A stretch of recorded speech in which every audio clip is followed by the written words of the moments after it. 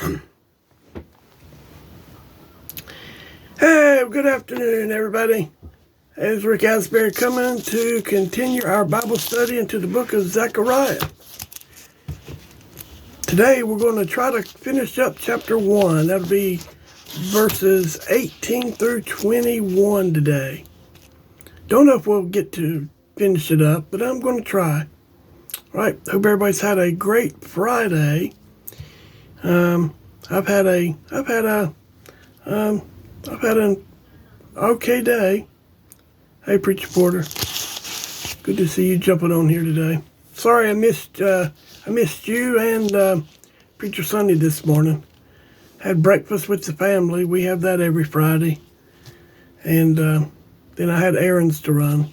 So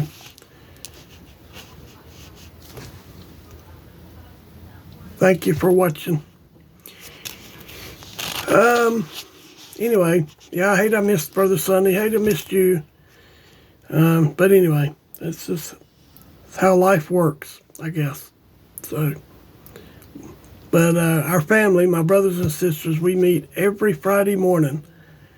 And we meet around 9 o'clock. So, by the time I meet with them and we eat breakfast, and if I don't have any errands to run, there's sometimes I can get back and at least watch Brother Sunday. So, but we don't get in a hurry. We sit there and we talk and catch up and all of that. So,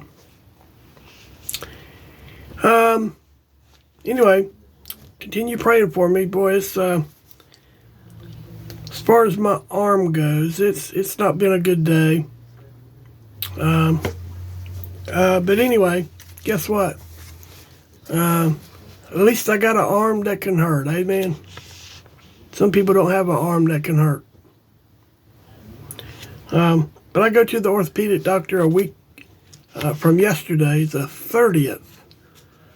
So that's coming along, and hopefully it'll move like usually, when you get older, the days go by zippity zap. I hope how these days go by. Okay. Because I don't know, it feels like my arm's getting worse instead of better. So anyway, I'm hoping he'll put a shot in it. That'd be great. So, yeah, hey, there's a lot of people out here that they don't get along. Families don't get along, and so they don't get together. Not even at the holidays. So, but we get along. Yep, sure do. We help one another. And so just thank the Lord for that. Amen. All right, let's get into this today. Zechariah chapter number 1. We'll be trying to cover verses 18 through 21. We're going to try to finish up the chapter today. So I don't know if we'll get there or not, but we're going to try. Another thing, I'll be glad whenever my arm gets better, I can actually put a certain tie on. So, but anyway, I was taught that, wasn't I, Preacher Porter? So anyway, that was ingrained in me after I accepted the call to preach. So, and every Sunday morning, Sunday night, and Wednesday, I wear a certain tie. I have since then. There's been a few times that I haven't when I've had my pacemaker battery replaced and all that stuff. Sometimes I didn't do it, but most of the time, that's what I do. Yep. So anyway, let's get into this. Now, I'm no Bible scholar, all right? And, I haven't really studied a whole lot on prophecy. I mean, the book of Daniel, we went through that. But this is my first time really getting down and teaching a book that's mostly about prophecy, okay? So you're going to have to overlook some of my ignorance, I guess. But I've tried to do the right studying, and so we'll see how it goes. Amen. Now, as I read this today, thank you. As I read these Bible verses and these notes here today, that's the just pay attention. All right, I don't know what more to say, but let's get into this. Verse 18 of chapter 1 of Zechariah.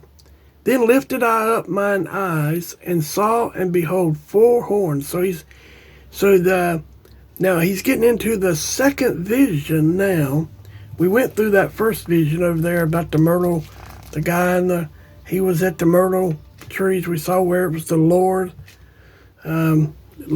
incarnate down there at the myrtle tree. And anyway, so we're getting into a second vision, and that covers verses 18 through 21, okay? I was going to say, Daniel, the book of Daniel, a lot of this goes along with the book of Daniel, okay? So you can go over there and read the book of Daniel, and I'll give you some Bible verses here. So you can go over and read, and it might make more sense to you, all right? So these horns that he's talking about, 4 horns, so these are representative of the 4 Gentile world powers, okay?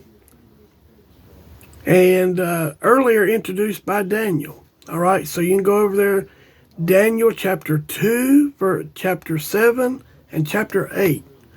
So if you go over there to the book of Daniel, now metaphorically, the horn was applied to the strength of governments and was used representatively of nations.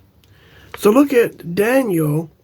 You can also find this in Micah chapter 4, verse 13. But in Daniel chapter 8, verse 3 and 4, then I lifted up mine eyes and saw, and behold, there stood before the river a ram which had 2 horns.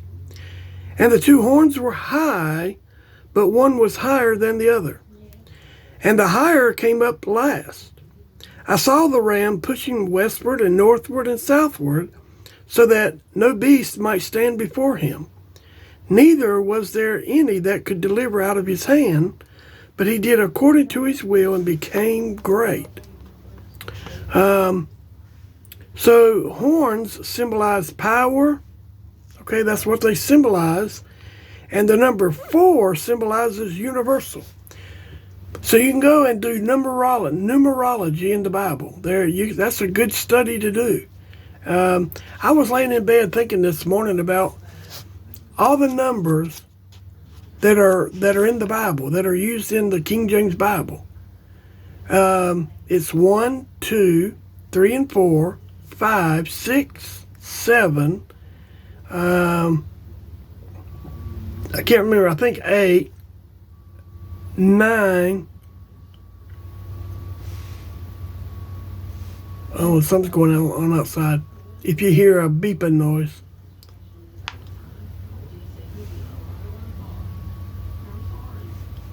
I don't know what that is. Anyway, so these horns, they symbolize power and numerology. That's what I was getting to. So as far as the numbers go in the Bible, all the numbers, and you can go and there's 10, and I'll let you go on with all that. But there's a lot of numbers used in the Bible. So, I don't know what's going on outside. That's aggravating me.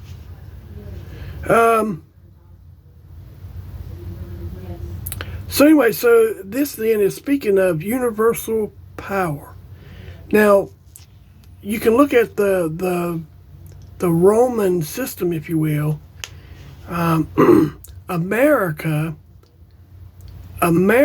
is not mentioned in the latter, the latter part of the Bible.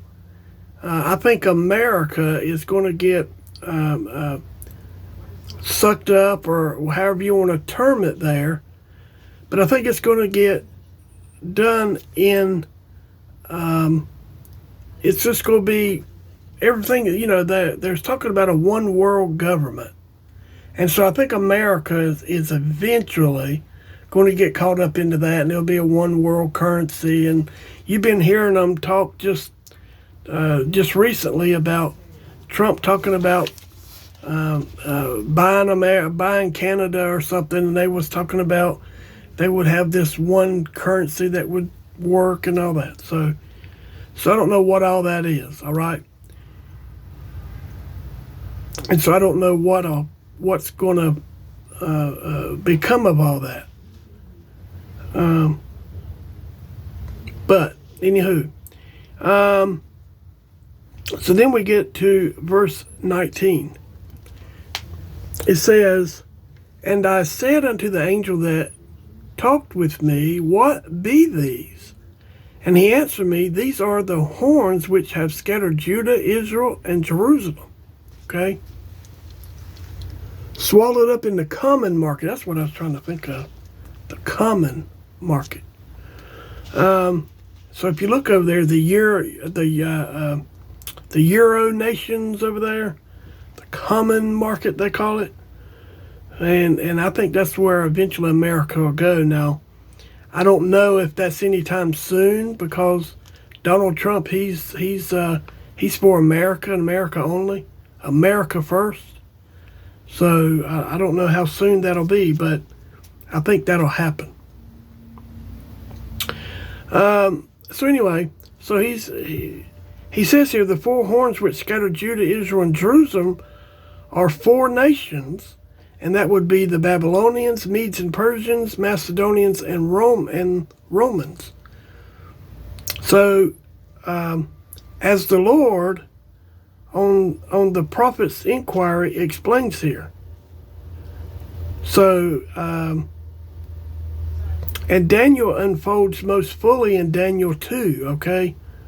So you look at that. Like I say, you can go back and read the book of Daniel, and it'll help you. So anyway, Daniel unfolds most fully in Daniel 2, who in the vision of the image with the golden head, silver breast, belly, thighs of brass, feet of iron and clay, right? And so it explained those four nations there. So 2028. There you go. Hey, I just saw today there was a congressman who has presented a bill to change the Constitution, to ratify, however he worded it, to change the Constitution so Trump could get a third term. I kid you not, that's what I saw. Now, whether it was true or not, I don't know. And I laughed, by the way.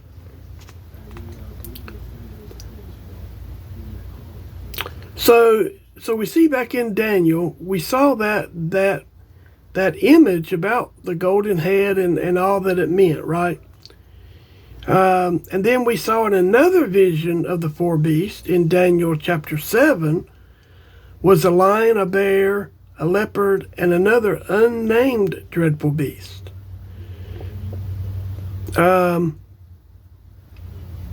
So he pointed out the same nations under another figure, okay?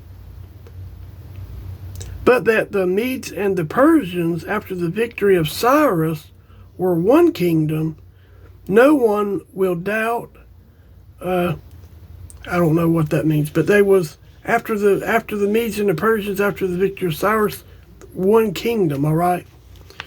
Of course, now we know.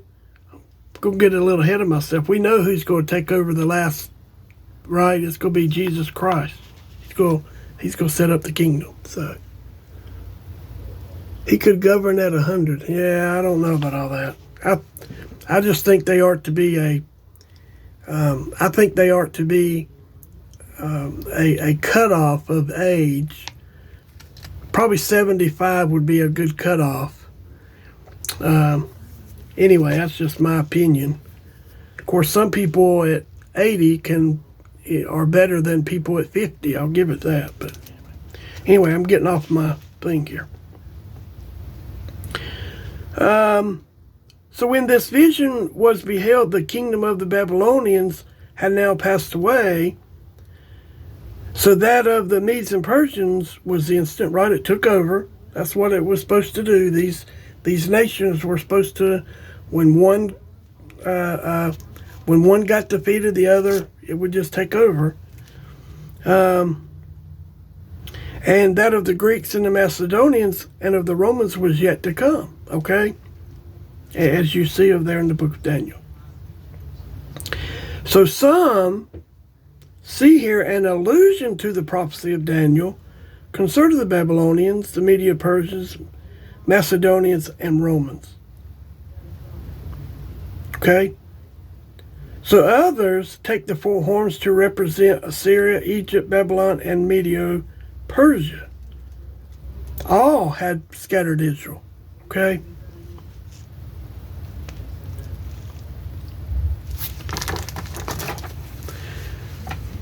Okay, so let's see here. So they all wanted, and of course there are not just four nations that have done harm to Israel, are they?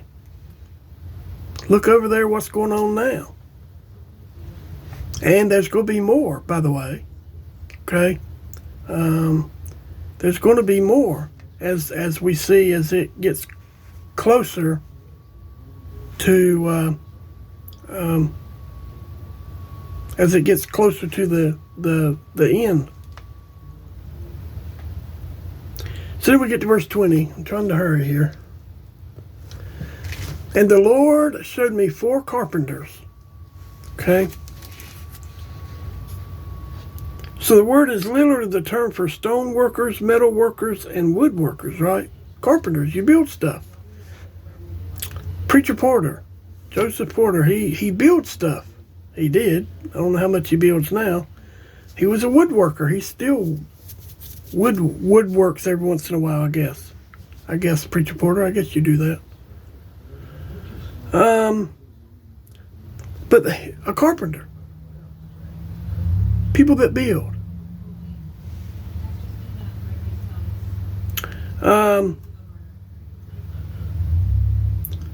So it's those people, whatever's going on outside, that's getting on my nerves.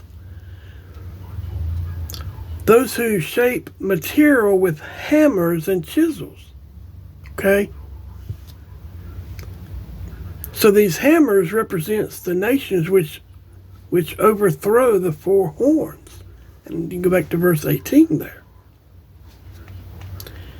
As with the 4 beasts of verse 7, okay, each empire is overthrown by the subsequent one. Well, that's a hard word to say. Subsequent one. The last being replaced by Messiah's kingdom. And you can see that over in Daniel chapter 2, verse 44, chapter 7, verse 9 through 14, and chapters 21 and 22. Okay? Babylon was hammered in a night attack by the Medo-Persians in 539. Now you can go over there in the book of Daniel, and it's around that time period, okay?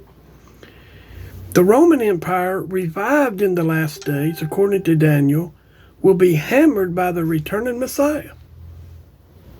So, and remember the Roman Empire. Think about the Romans right now. You got that common market over there. You got all these nations that work together. You got the Roman, I don't know, you got the Romans over there. These Roman Catholics are over there, for one. And if you look at the Roman Catholics, the way they dress, the way the Pope dresses, and the way it's similar. It's like almost a counterfeit to how Aaron and his sons were dressed back in the day, back in the book of Leviticus, I guess it was, is when they got their coats.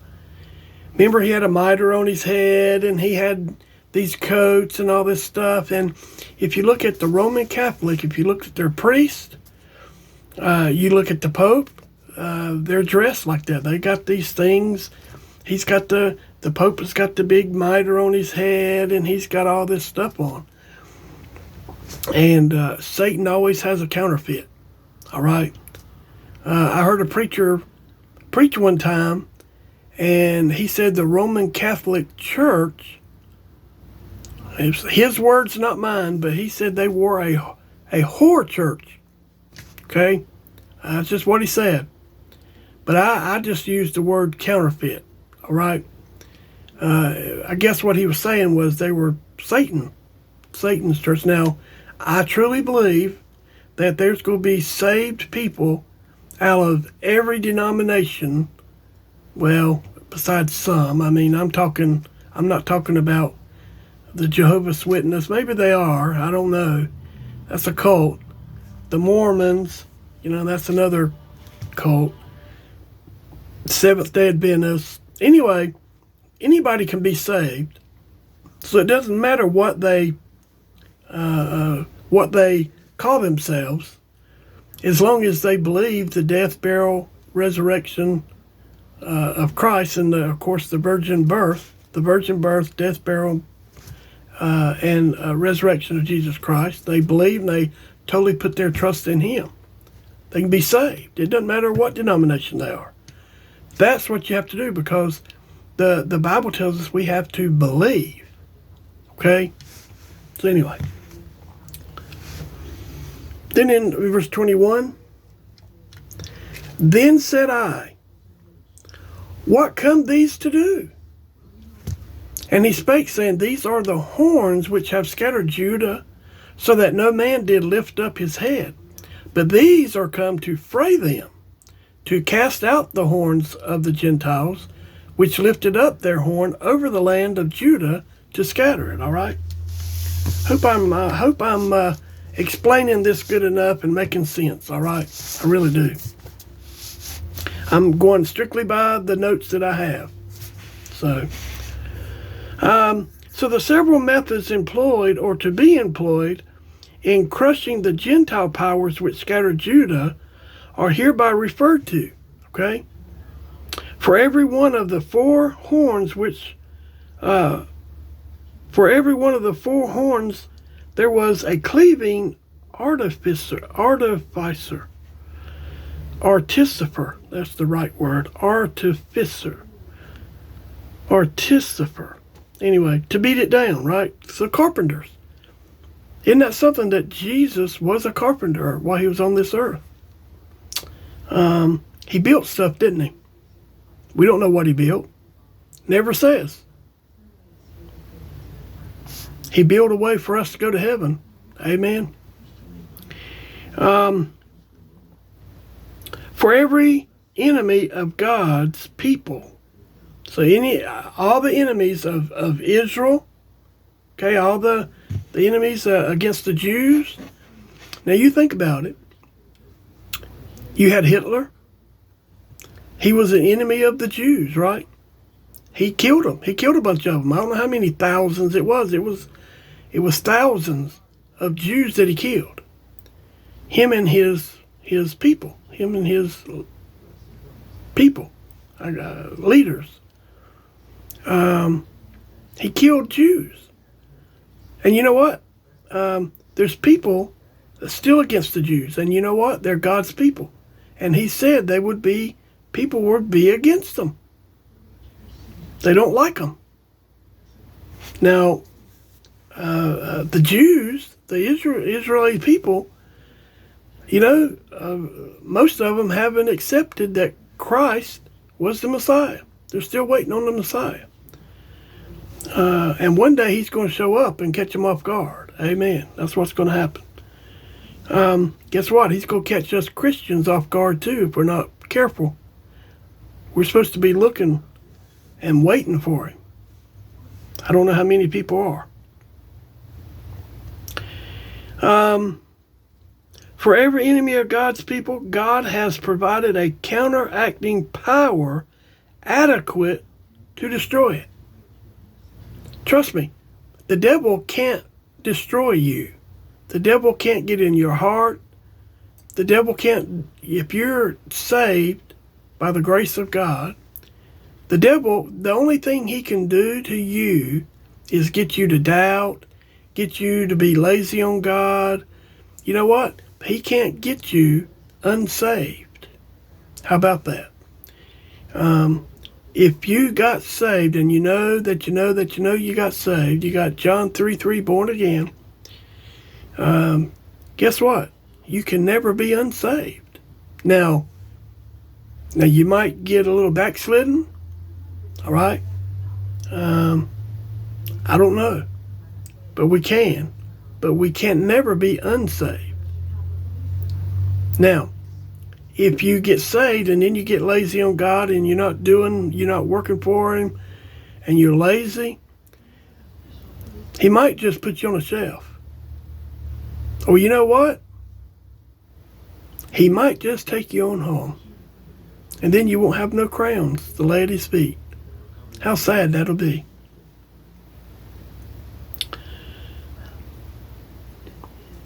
The angel is speaking here, okay?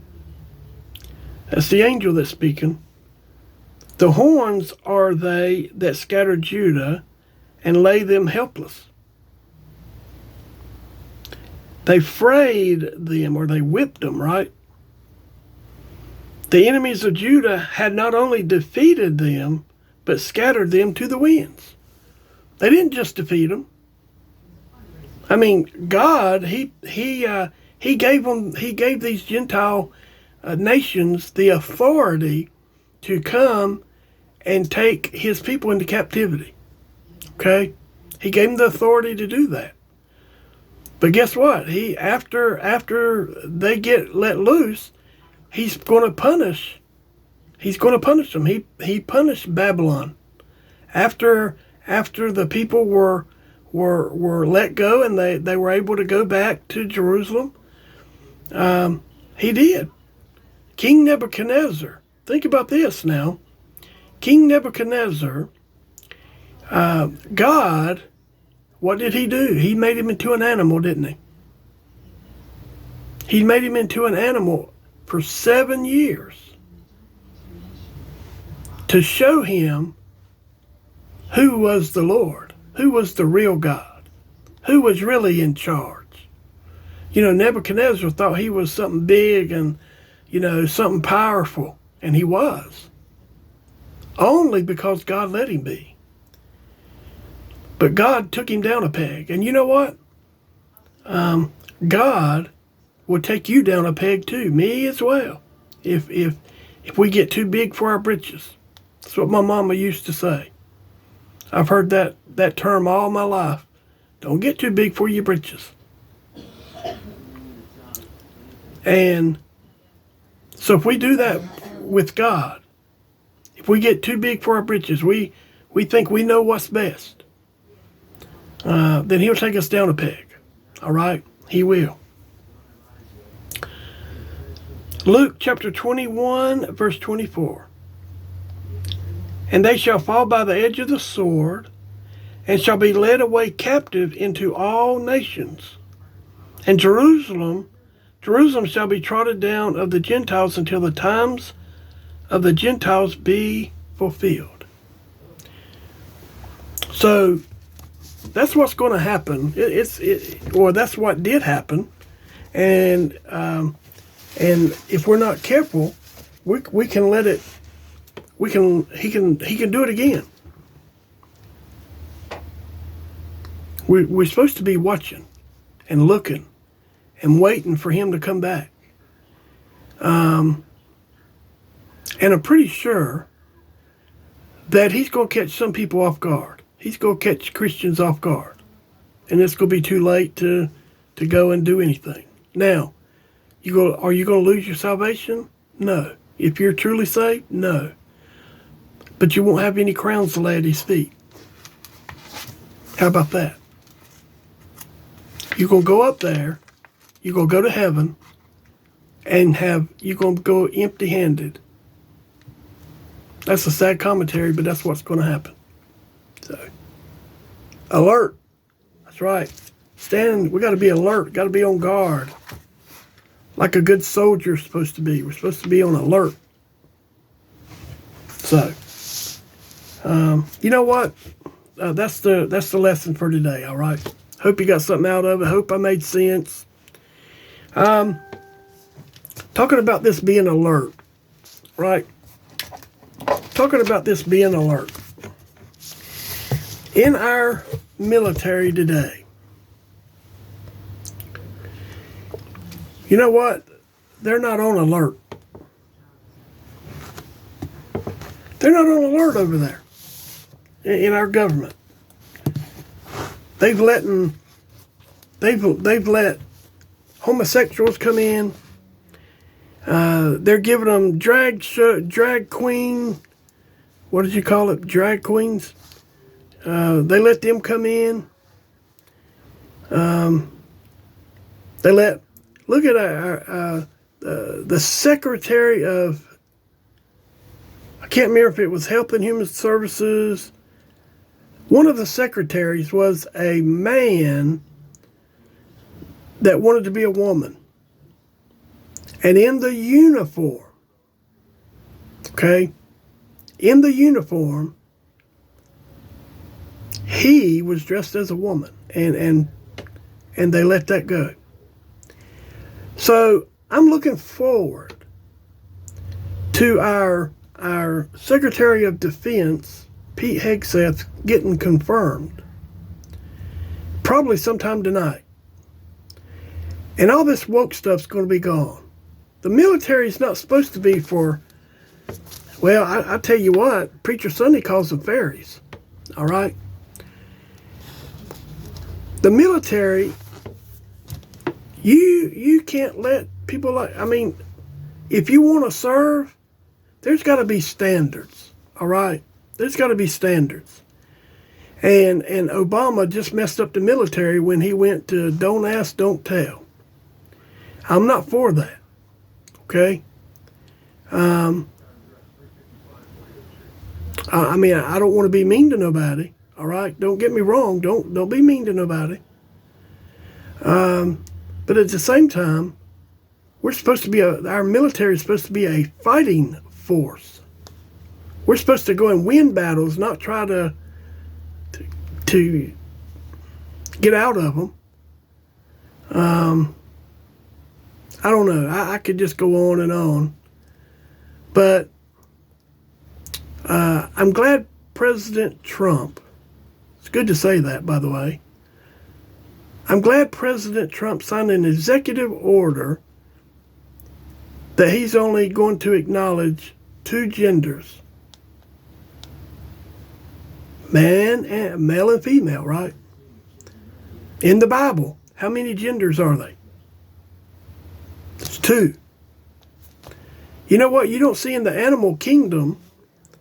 All you see in the animal kingdom is male and female. You don't see a cow trying to be, you don't see a bull trying to be a heifer. Okay? So anyway, hope you got something out of this today. I'm going to get off my soapbox. Me and Preacher Porter, Joseph R. Porter, we're back on at 5:30 on his page. Joseph R. Porter, look on his page, 5:30. We're going to tag team Bible study into the book of Ruth. All right? So hope you join us then. It's we just have a big time. It's nothing. I mean, we studied the Bible, but it's we have a good time doing it. All right. So anyway, hope you join us back then on his page at 5:30. Thank you for watching. I'll be back on, Lord willing, on Monday at 4 o'clock. All right. Thank you. Till next time, may God bless.